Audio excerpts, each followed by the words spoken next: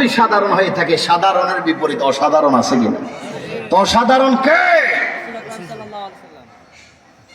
আমার নবী তেমন একজন নবী, পৃথিবীর কোন মোল্লা, কোন মুফতি, বিশ্বের কোন মুফতির এই কথা বলার ক্ষমতা নেই যে নিজকে নিজে ইঙ্গিত, নিজকে নিজে আনা শফিউল মুজনিবিন বলার ক্ষমতা নেই, কিন্তু আমার নবী বলার ক্ষমতা রয়েছে আনা রাহমাতাল লিল আলামিন।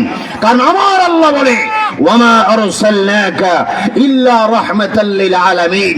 ইয়া রাসূলুল্লাহ, ইয়া হাবিবাল্লাহ, ইয়া আখা, ইয়া রাসূলুল্লাহ, গোটা কায়নাতের জন্য, গোটা সৃষ্টি জগতের জন্য, লামাকান থেকে তারাসারা পর্যন্ত, শিমাল থেকে জনব, মাশরিক থেকে মাগরিব, অল কোন কায়নাতের মধ্যে আমি আল্লাহ যত স্থানের জন্য, যত কালের জন্য, যত জায়গার জন্য রব ছিলাম, রব আছি, রব থাকবো, তত কায়নাতের জন্য আমি মহান আল্লাহ আপনাকে রহমাতাল লিল আলামিন করে প্রেরণ করেছি। চিৎকার দিয়ে বলুন সুবহানাল্লাহ।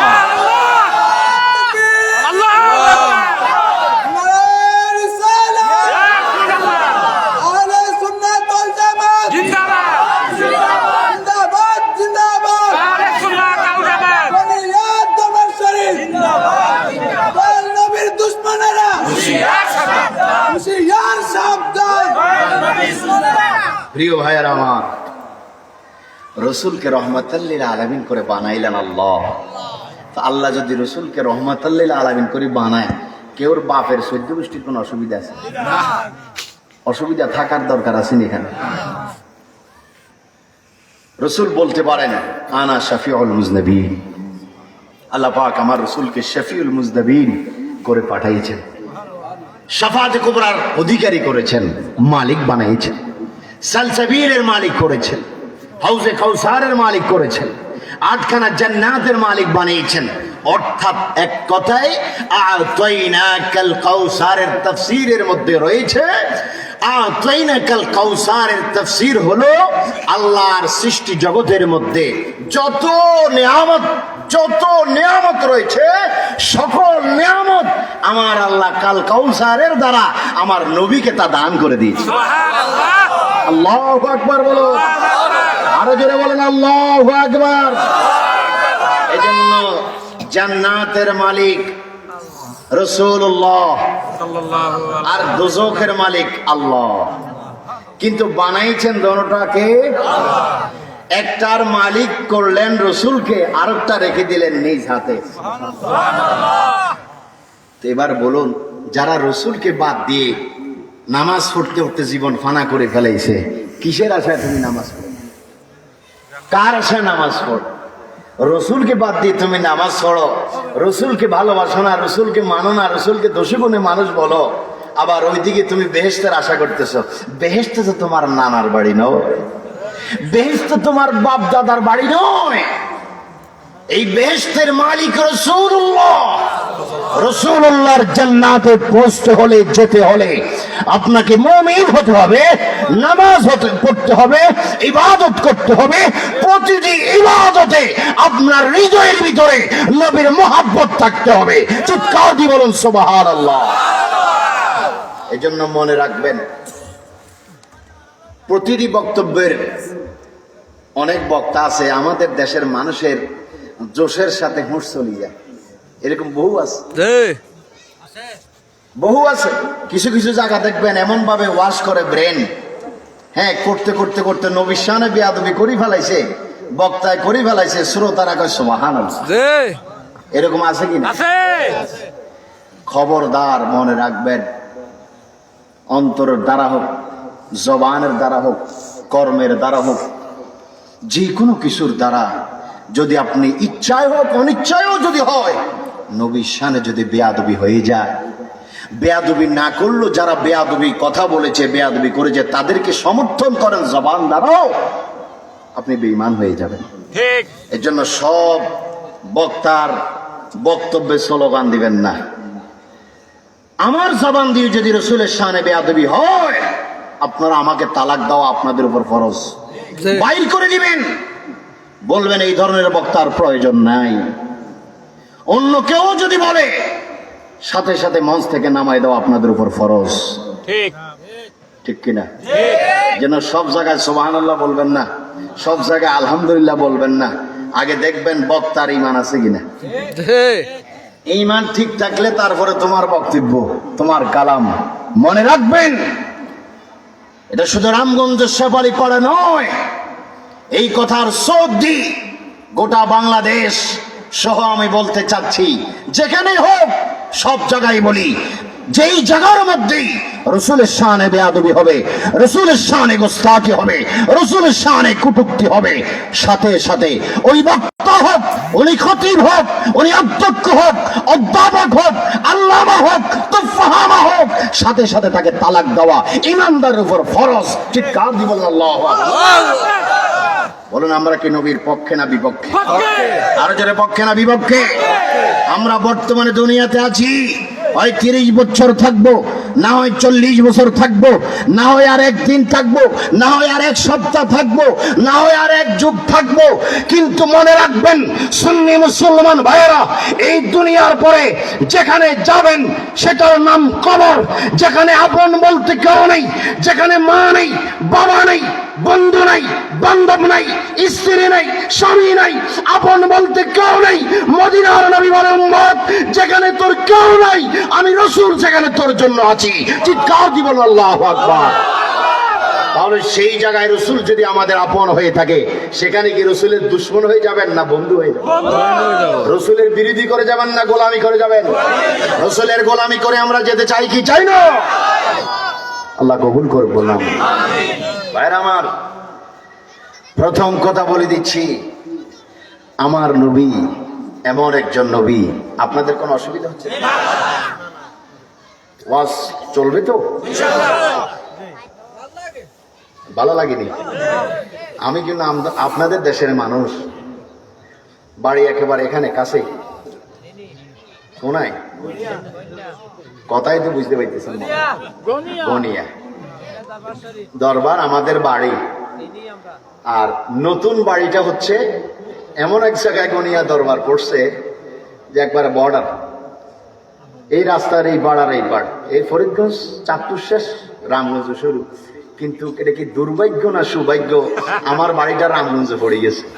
সুবহানাল্লাহ। কোথায় পড়ছে? কিন্তু ওই যে আগের থেকে গনিয়া দরবার ফরিদগঞ্জ লাগাই দিছি 13-14 বছর আগের থেকে, তো ওই নামটা লাগাইতে লাগাইতে এখনো লাগাইতেছি। কিন্তু নতুন বাড়িটা এখন কোথায়? রামগঞ্জে পড়ছে। আপনারা গোস্ব হয়েছেন মনে, আওয়াজে বলছে আপনাদের সাথে গত 30 বছর আমার যুদ্ধ লাগিয়ে দিয়েছে। মনে রাখবেন, রসুল এমন একজন রসুল, কত জাহেল, কত জানোয়ার, কত জালিম রয়েছে, নিজকে নিজে মুসলমান দাবি করে, আল্লামা দাবি করে, বড় শাইখুল হাদিস দাবি করে, বড় খতিব সাহেব মাওলানা দাবি করে। রসুলকে বলতেছে রসুল একজন সাধারণ একজন মাটির মানুষ। নাউজুবিল্লাহ। রসুল দোষে গুণ একজন মানুষ। যে যেই নবীর দোষ আছে, অসুবিধা আছে, তো ওই নবীর কলমা পড়ি মুসলমান তুই কেমনে হয়েছিস? প্রশ্ন বুঝতে কোনো কষ্ট হয়? ওই নবীর কলমা না পড়লে আদম নবী সফিউল্লাহ হতো না। ওই নবীর কলেমা না পড়লে ইব্রাহিম নবী খলিলুল্লাহ হতো না। ওই নবীর কলেমা না পড়লে ঈসা নবী রুহুল্লাহ হতো না। সুবহানাল্লাহ বলবেন না? যেই নবীর কলেমা পড়ার কারণে সমস্ত নবীগণ নবুয়তের সার্টিফিকেট লাভ করেছেন, তিনি কেমন নবী, তিনি কেমন পয়গম্বর, যেই নবীর মতো আর কোন নবী নাই। এজন্য ভাইয়ের আমার, বর্তমান পৃথিবীর মধ্যে, বর্তমান বিশ্বের মধ্যে যথেষ্ট ইমান চোরের আবির্ভাব বেড়ে গেছে, যথেষ্ট ইমান চোরের পয়দা হচ্ছে। আপনারা দেখবেন তার মুখে দাড়ি, তার গালে দাড়ি, মাথায় টুপি, পরনে পাঞ্জাবি, আপনার মাথায় পাগড়ি, গলায় পাগড়ি, পকেটে মেসোয়াক, কিন্তু যথেষ্ট আমল, যথেষ্ট ইবাদত। আপনারা দেখে বলছেন মানুষটা খুব বুজুর্গ, মানুষটা খুব নামাজি, মানুষটা খুব আল্লাহওয়ালা, মানুষটা খুব ফরেজগার, মানুষটাকে আপনার ফেরেশতার মতো মনে হচ্ছে। কিন্তু আপনারা জানেন না, আপনারা বুঝেন না, ইবাদতকে দেখিয়ে, ইবাদতকে ফুজি বানিয়ে, ইবাদতকে তারা ব্যবহার করে সরল মনের মানুষের ঈমানকে লুট করছে, মানুষের যুব সমাজের ঈমানকে লুট করে বেঈমান বানাচ্ছে, গুস্তাখ বানাচ্ছে।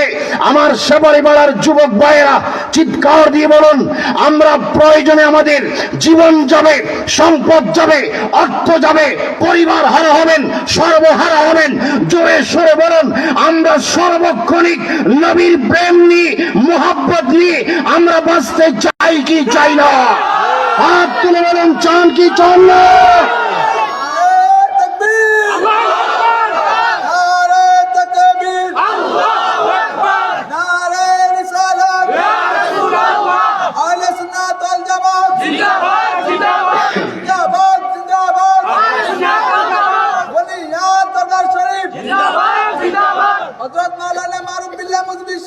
জিন্দাবাদ জিন্দাবাদ।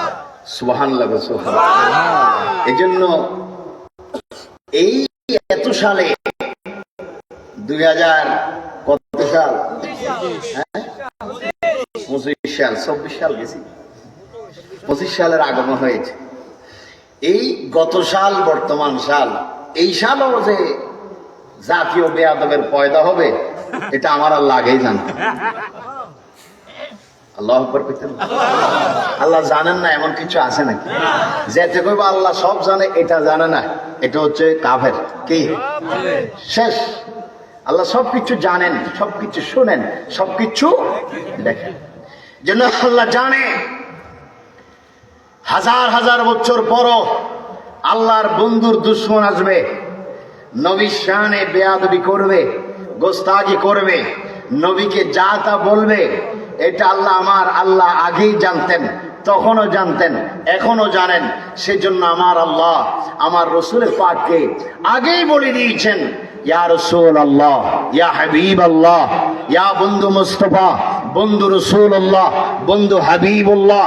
পৃথিবীর কোন মানুষ যদি লেখনের মাধ্যমে, বলনির মাধ্যমে, কালামের মাধ্যমে, বক্তব্যের মাধ্যমে যদি আপনার শানে বেয়াদবি করে, আপনার শানে গুস্তাখি করে, বন্ধু হাবিবুল্লাহ, আপনি তো বন্ধু আল্লাহর, আমিও বন্ধু আপনার, ইয়া রাসূল আল্লাহ, আপনি বেজার হবেন না, আপনি গুসা হবেন না, আপনি রাগ করবেন না। বন্ধু আপনি শুনুন, ওয়ারাফা'না লাকা যিকরাক, কেউ যদি আপনার শানে বেয়াদবি করে আপনি রাগ হবেন না। ওয়ারাফা'না লাকা যিকরাক, আমি আল্লাহ হামেশা হামেশা হামেশা আপনার শান মান বুলন্দ করতেই আছি। জোরে কান সুবহানাল্লাহ। আল্লাহর প্রিয় নবী মুহাম্মদুর রাসূলুল্লাহ সাল্লাল্লাহু আলাইহি সাল্লামের শানমান আমার আল্লাহ বলেন, ওয়ারাফা'না লাকা যিকরাক, বন্ধু রাসূলুল্লাহ, বন্ধু হাবিবুল্লাহ, আপনার শানমান আমি আল্লাহ হামেশা বুলন্দ করছি। এবার জোরে সরে বলুন, কেউ যদি রাসূলের শানমান কমাইতে চায় তার নিজের শান কি কমবে না বাড়বে? আরো জোরে বলুন, কমবে না বাড়বে? কেউ যদি রাসূলের শান কমাইতে চায় মনে করবেন এটা নবীর দুশমন, আল্লাহর দুশমন, কারণ নবীর ইজ্জতের পক্ষে রয়েছেন মহান আল্লাহ। এই জন্য আমার প্রিয় ভাইরা, কত সুন্দর নবীর উম্মত আমরা, কত সুন্দর নবীর উম্মত আমরা হলাম। আল্লাহর প্রিয় নবী মুহাম্মদুর রাসূলুল্লাহ সাল্লাল্লাহু আলাইহি সাল্লাম, তিনি কেমন নবী ভাইরা আমার একটু খেয়াল করুন। আল্লাহ রাব্বুল আলামিন আমাদের উপর 5 ওয়াক্ত নামাজ ফরজ করেছেন। আলহামদুলিল্লাহ কোন? কত ওয়াক্ত নামাজ ফরজ করেছেন? ওনানি মোবাইল হারাইছে, কই মোবাইল কই?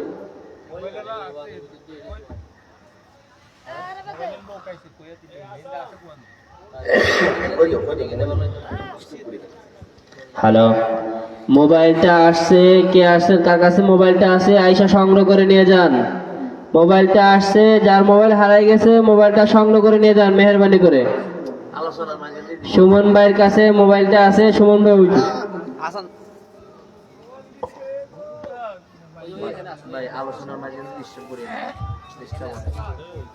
মোবাইল মুরব্বী মুরুদ আপনার মোবাইল হারাই গেছে, আপনি কষ্ট করে বইয়েন বসে না, বাড়ি চলে যাবেন আসেন তো, একটু বইয়েন নাকি, মেহমান মানুষ আর মোবাইল কিনেছে, ও মোবাইল তো পাইছে, আপনি বসেন কেন, টেনশন করিয়েন না, মোবাইল আছে, জিন্দা আছে, অসুবিধা নেই।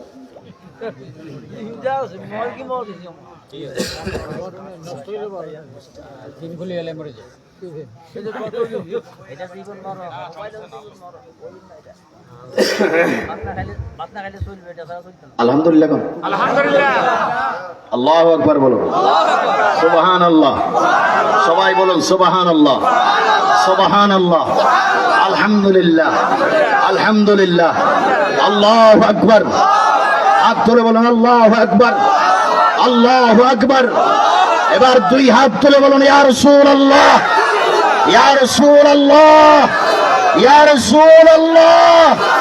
আমরা নবীর পক্ষে আছি কিনা, থাকবো কিনা? আল্লাহর প্রিয় নবী মুহাম্মদুর রাসূলুল্লাহ সাল্লাল্লাহু আলাইহি সাল্লাম, তিনি কেমন নবী, তিনি কেমন রাসূল, কেমন পয়গম্বর। বলতেছিলাম ভাইরা আমার, আল্লাহ রাব্বুল আলামিন আমাদের জন্য গিফট স্বরূপ, উপহার স্বরূপ আমাদের জন্য 5 ওয়াক্ত নামাজ দান করেছেন। কত ওয়াক্ত নামাজ দান করেছেন? 5 ওয়াক্ত নামাজ আমাদের জন্য দান করেছেন, দিলেন। কিন্তু আমার আল্লাহ বলে, বান্দারে নামাজ তোমাদেরকে আমি দিলাম, এই নামাজ তোমরা আদায় করিও, কায়েম করিও, নামাজ তোমরা ঠিক মতো পড়িও। কিন্তু আল্লাহ এই কথা বলেন নেই, বান্দারে এই নামাজ আমি আল্লাহ পড়ি, তোমরাও পড়ো, বলছিনি? কি বলছেন? বান্দা তোমরা নামাজ পড়ো, এটা আল্লাহর হুকুম, এই জন্য এটা আমাদের উপর ফরজ।